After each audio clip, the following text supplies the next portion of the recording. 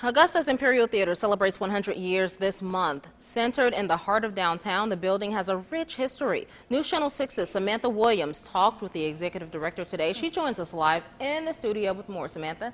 Renetta, today the Imperial Theatre turns 100 years and 2 weeks old. The executive director says because of the community, he can say the venue continues to thrive. A lot has changed on Augusta's downtown street since 1918, but this building has remained. Originally called The Wells, the Imperial Theatre opened as a silent movie theater, then spent most of the 20th century operating as a regular movie theater.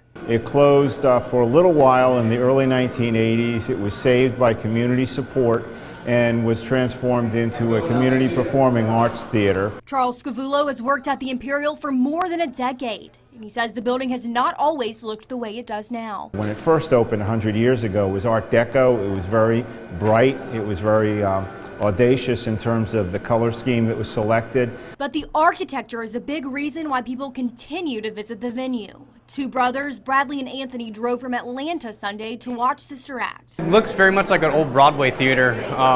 Been up there, seen a couple shows, and it's definitely reminiscent of that. I just saw the colors and the beautiful chandeliers, and I really thought it kind of really brought me back to like a old kind of Renaissance feel. And Scoma tells us in the next 6 weeks, the theater will undergo $200,000 worth of interior renovations. He explains the Imperial has partnerships with the school district, museums, and ballet schools to keep the younger generation a part of the history. So that classic theater environment lends itself to a whole new generation that may not have that experience and exposure. They're used to multiplexes.